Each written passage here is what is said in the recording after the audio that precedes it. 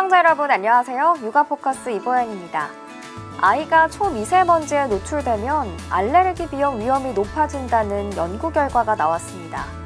대만 타이중 의대 연구진은 2005년부터 2011년까지 대만 타이중 지역에서 태어난 아이 13만여 명의 건강 기록을 연구한 결과 일일 평균 초미세먼지 노출량이 많은 아이들은 그렇지 않은 아이들보다 알레르기 비염 발병 위험이 높은 것으로 나타났다고 합니다. 연구진은 이러한 결과에 대해 임신 후기와 출생 직후 유아기는 호화 부비동 발달의 가장 중요한 단계이기 때문에 이 시기에 유해물질에 노출되면 알레르기 비염 위험이 높아질 수 있다는 의미라고 설명했는데요. 최근 초미세먼지 농도가 나쁨 수준인 날이 많아 걱정스럽습니다. 임신 후기의 임산부와 생후 1년 미만의 신생아들은 초미세먼지에 가장 취약한 대상인 만큼 초미세먼지가 심한 날에는 외출을 자제하고 초미세먼지에 노출되지 않도록 각별히 신경 써야겠습니다. 육아포커스 시작하겠습니다. 정부는 올해 초 코로나로 피해를 봤던 특수고용 노동자, 프리랜서를 대상으로 추가 지원금 신청을 받았습니다. 지원 범위를 늘려 사각지대를 최소화하겠다는 방침이었는데 일부 현장에선 여전히 아쉽다는 목소리가 나옵니다. 지난 1월, 정부는 코로나19로 소득이 감소한 특수고용 노동자와 프리랜서를 대상으로 추가 지원금 신청을 받았습니다. 지난해 1, 2차 긴급 고용안정지원금을 받지 못한 사람을 대상으로 한 3차 지원금으로 대상은 약 5만 명입니다.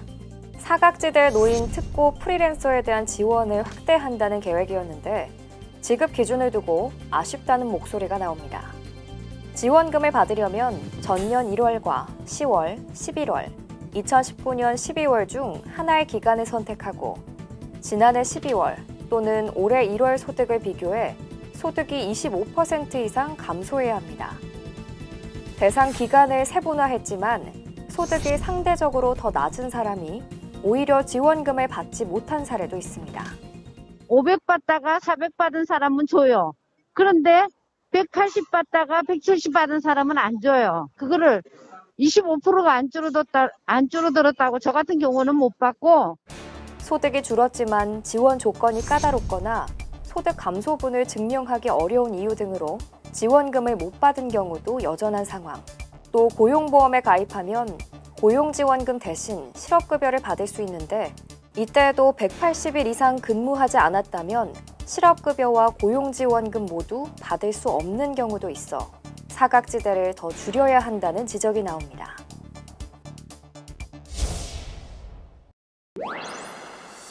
코로나19가 대유행한 지난해 한국의 행복지수가 전 세계에서 50이라는 조사 결과가 나왔습니다. 유엔 자문기구 지속가능발전 해법 네트워크가 최근 펴낸 보고서에 따르면 지난해 한국 행복지수 순위는 전체 95개국 중 50위를 기록했습니다. 직전 조사 때보다 한 단계 내려간 수치입니다. 행복지수 1에서 3위는 핀란드, 아이슬란드, 덴마크 등 북유럽이 차지했습니다. 미국은 14위, 일본과 중국은 각각 42와 52위를 기록했습니다. 행복지수는 국내 총생산, 기대수명, 자유, 부정부패 등 6개 항목을 토대로 산출됩니다.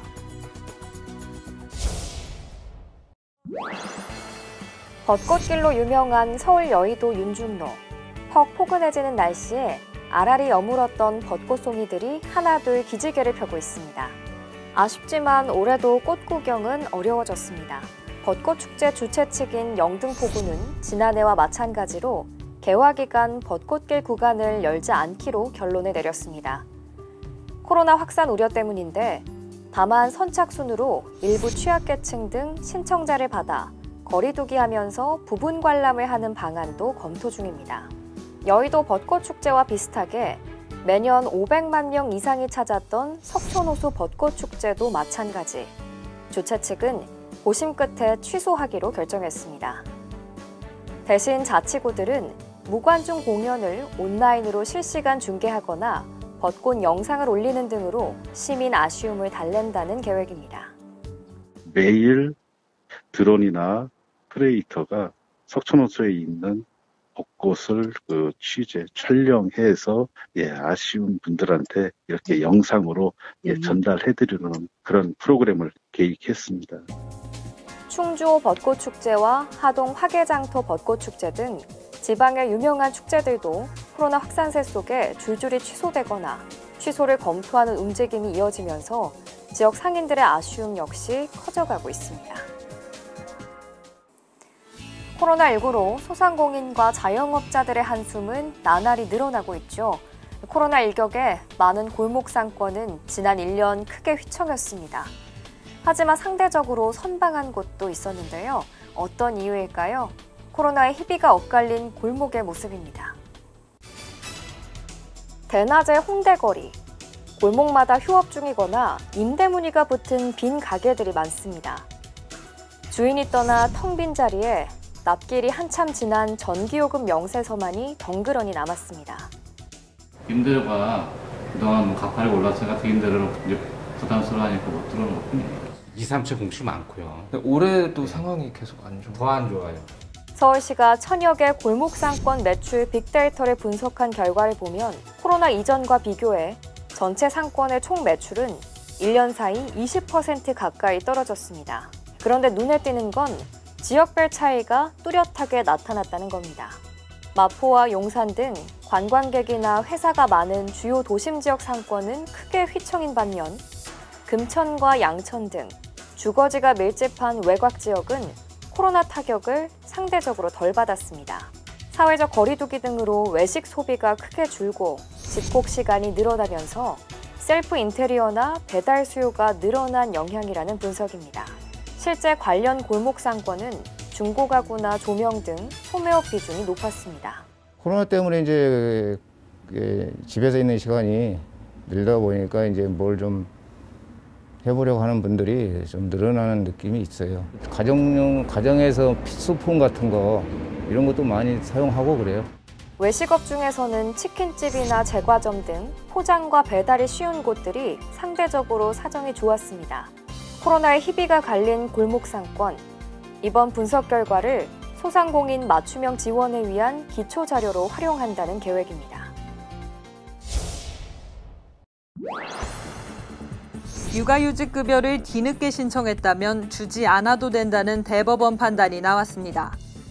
대법 전원합의체는 지난 3월 18일 A씨가 서울지방고용노동청 강남지청을 상대로 낸 관련 소송 상고심 선고에서 원심을 깨고 사건을 서울고등법원으로 돌려보냈습니다. 앞서 A씨가 육아휴직 후 14개월이 지나 휴직급여를 신청하자 고용노동청은 고용보험법상 12개월 이내 신청 규정을 들어 지급을 거부했습니다. 2심은 기간 제한을 훈시적 규정으로 봤지만 대법원은 강제력 있는 강행 규정이라 보고 법조항이 정한 기간 내에 신청해야 한다고 판시했습니다. 서울의 대표적 학군지 강남구 대치동에서 전월세 물량으로 인기가 높은 은마 아파트입니다. 전용 면적 76제곱미터는 지난 1월 전세보증금 10억 원에도 계약이 이루어졌지만 현재 호가는 7억 원까지 내려간 상태입니다. 서울 잠실의 이 아파트도 지난달 7억 2천만 원으로 정점을 찍은 뒤 최근 5억 5천만 원의 전세 매물이 나오고 있습니다. 학군 보고 오는 거는 2월 달이면 끝나요. 입학하기 전에 와야 되니까. 그러면 일반 손님밖에 없는데 일반 손님들은 이렇게 많은 돈을 주고 들어오지 못하거든요, 이쪽에. 그리고 여기서 아마 더 빠질 수도 있어요. 실제로 지난해 전세 매물이 귀해 부르는 게 값이라던 서울 강남 3구 아파트의 전셋값 상승세는 올해 들어 소강 상태를 보이고 있습니다. 이 같은 분위기는 수도권 전역에서 확인됩니다. 새 임대차 보호법 시행 이후인 지난해 10월, 10,000건 미만으로 크게 줄었던 서울 아파트의 전세 물량은 어느덧 2배 이상 늘었습니다. 전셋값 급등에 따른 피로감이 쌓이면서 세입자들이 서울 외곽으로 이동하거나 월세로 전환하면서 시장의 수급 불균형이 일부 해소됐다는 분석이 나옵니다. 하지만 이런 흐름이 이어질지는 더 두고 봐야 한다는 신중론이 많습니다. 4월부터는 수도권 아파트 입지 물량이 크게 줄어들 예정이어서 전세 가격의 추세적인 약세 전환을 기대하기는 아직은 좀 이른 상황입니다. 특히 정부가 예고한 3기 신도시 등 수도권 공급 대책 영향으로 청약을 기다리는 전월세 수요는 한동안 늘어날 전망입니다. 수도권의 쓰레기를 처리하는 인천 서구의 수도권 매립지입니다. 30년 가까이 사용되면서 당장 새 매립지 선정이 시급합니다. 이에 환경부와 서울시, 경기도는 지난 1월 3조 3천억 원이라는 역대급 지원금을 내걸고 대체 매립지 공모에 나섰습니다. 그런데 마감이 2주도 남지 않은 상황에서 참여 의사를 밝힌 기초자치단체는 단 한 곳도 없습니다. 주민 동의, 그다음에 토지 소유자들에 대한 또 동의들이 있어야 되기 때문에 어느 정도 좀 시간이 필요하죠. 아직 어디서 이렇게 좀 응모 준비를 하고 있다, 이런 듣지는 못하고 있어요. 공모가 불발될 것이란 전망이 나오는 가운데 기존 매립지 추가 사용을 놓고 지자체 간 갈등은 더욱 심화하고 있습니다. 인천시는 2025년 이후로 서울과 경기에서 나온 쓰레기는 알아서 처리하라며 연일 압박 수위를 높이고 있습니다.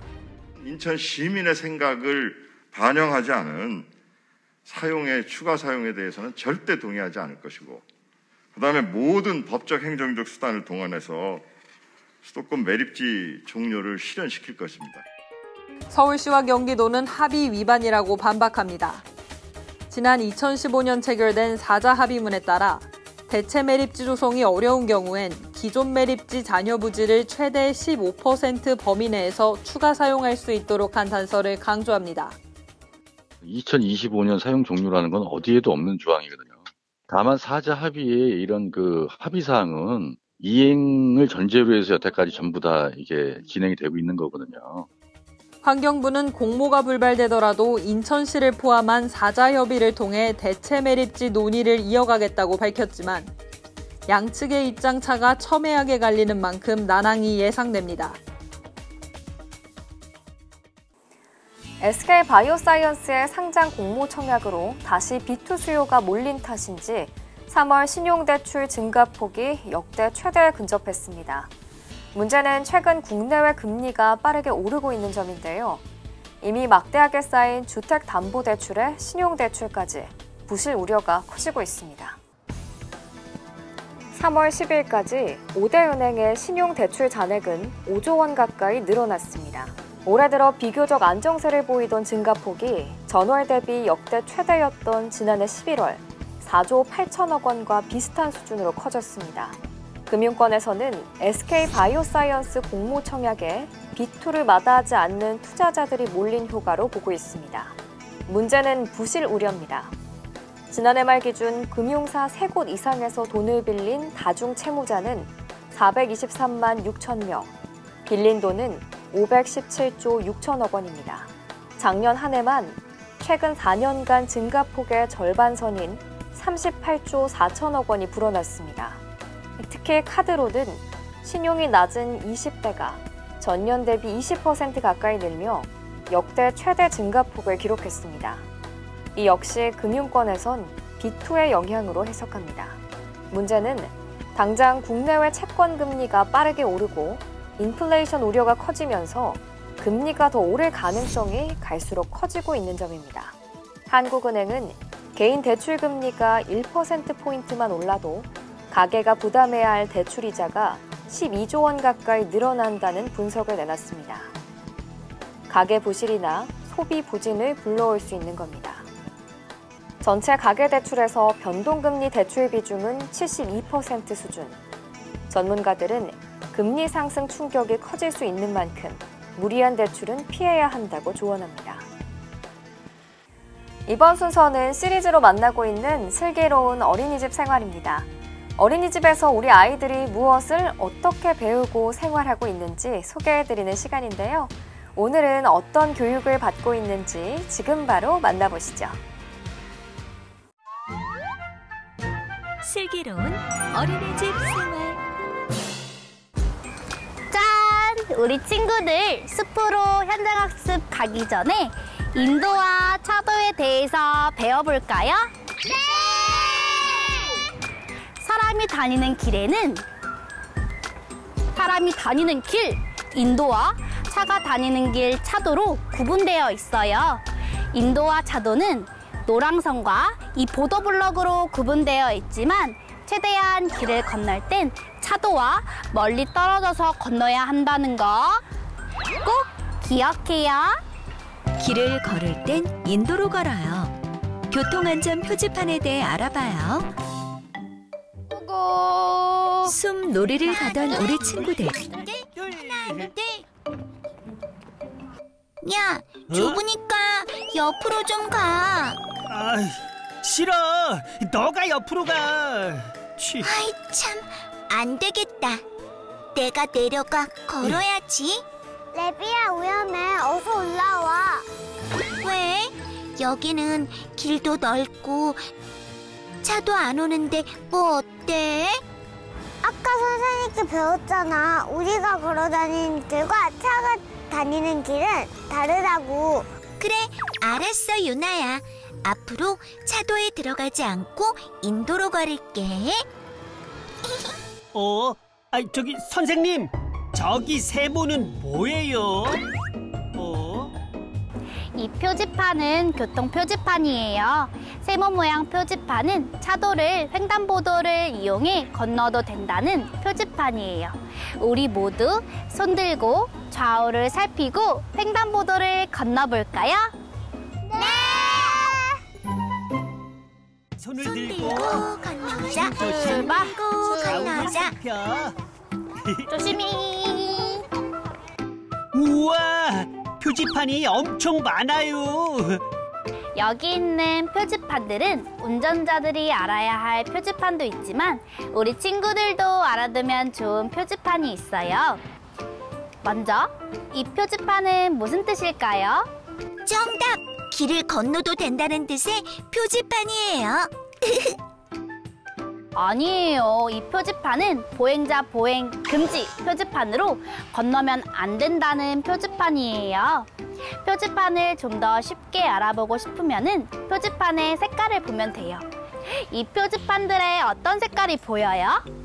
빨강이랑 파랑이요. 맞아요. 빨간색은 금지, 하면 안 된다는 뜻이고요. 파란색은 해도 된다는 뜻이에요. 그 밖에 정지, 보행자 보행 금지, 자전거 통행 금지 표지판이 보이면 절대 건너면 안 된다는 거 꼭 기억해요. 네!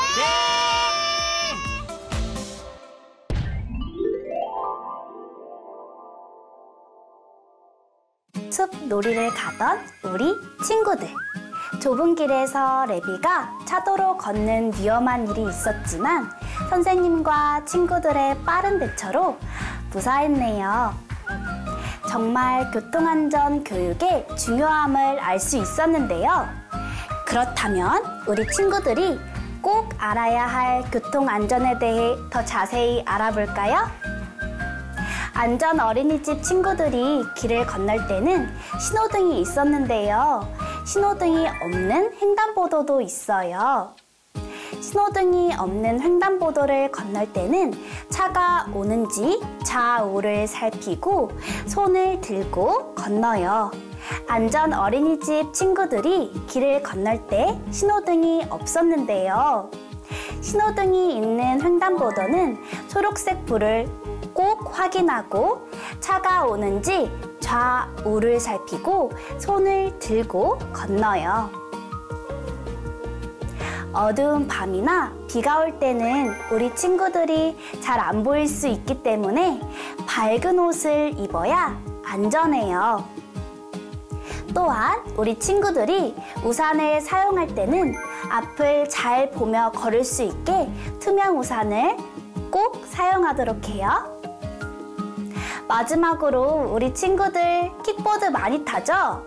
킥보드는 차가 없는 곳에서만 타고 넘어졌을 때 다치지 않게 머리, 팔꿈치, 무릎 보호대 꼭 착용해야 한다는 거 모두 잘 지키고 있죠? 교통안전은 자동차를 운전하는 어른들도 지켜줘야 하지만 우리 스스로도 지켜야 한다는 거 잊지 말아요. 그럼 오늘도 즐겁게, 내일은 더 즐겁게 우리 모두 안전하게 생활하고 다음에 또 만나요. 안녕. 슬기로운 어린이집 생활.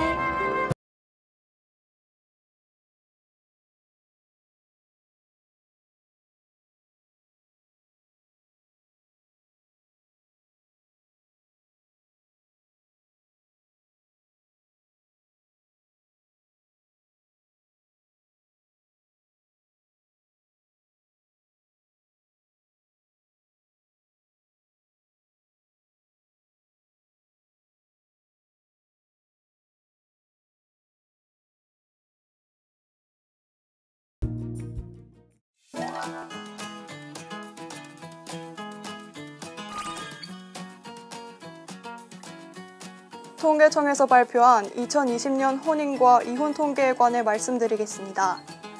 2020년 우리나라 혼인 건수는 21만 4천 건으로 전년 대비 10.7% 감소한 것으로 나타났습니다. 인구 1000명당 혼인 건수를 나타내는 조혼인율은 4.2건으로 전년 4.7건에 비해 0.5건 감소했습니다. 시도별 조혼인율을 살펴보면 세종 5.3건, 서울 4.7건, 제주 4.5건 순으로 높게 나타났습니다. 평균 초혼 연령은 남자 33.2세, 여자 30.8세이며 지역적으로는 남녀 모두 서울이 가장 높았습니다.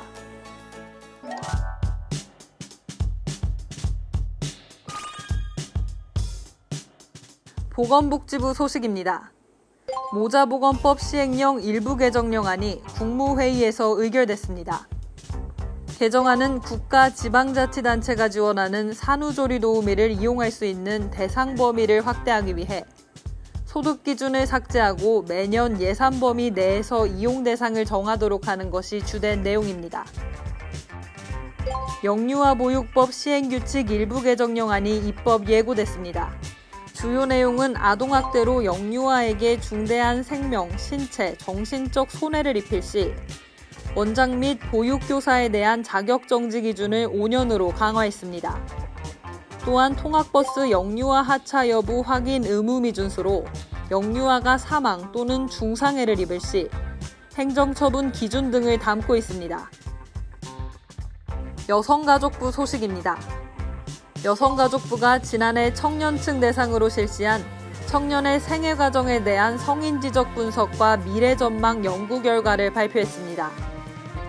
주요 결과를 살펴보면 여성은 남성에 비해 학창시절 성희롱 피해를 경험했다는 응답이 높았으며 직장에서도 여성의 17.8%가 성희롱 피해를 경험했다고 답해 남성 5.7%보다 많았습니다. 결혼에 대한 인식에 있어서는 여성 57.4%, 남성 51.9%가 결혼에 유보적인 태도를 보였으며 출산의 경우 여성은 자녀를 갖지 않겠다는 응답이, 남성은 자녀에 대해 아직 결정하지 못했다는 응답이 가장 높았습니다. 코로나19로 인한 변화에 있어서는 여성의 45.7%가 우울감이나 절망감을 자주 느낀다고 답해 남성 31.4%에 비해 높게 나타났습니다. 서울특별시 소식입니다. 서울광진구는 저소득, 장애인, 다문화, 다자녀 가정을 대상으로 출생아 무료 장명 서비스, 백일상, 돌상, 무상 대여 서비스, 안전 카시트 대여 사업 등의 육아 정책을 시행한다고 밝혔습니다. 부산시는 학대 피해 아동 가정보호자의 부적절한 양육 태도 개선 및 가족 스트레스 완화, 재학대 예방 등을 위해 전문 상담사가 직접 가정에 방문해 가정별 맞춤형 양육 지도 및 상담 서비스를 제공한다고 밝혔습니다. 자세한 사항은 부산광역시 아동보호종합센터로 문의하시면 됩니다. 전문가들은 온 가족이 함께 온라인에서 만나는 것을 추천합니다. 온라인도 따뜻한 소통을 연습하는 좋은 공간이 될 수 있습니다. 행복한 대화가 오가는 가족 채팅방은 자녀가 온라인상에서 예절을 익히는 공간이 되는 건 물론 가족의 화목을 이끌어내는 역할을 할 수 있습니다. 육아 포커스 준비한 내용 여기까지입니다. 시청해주셔서 고맙습니다.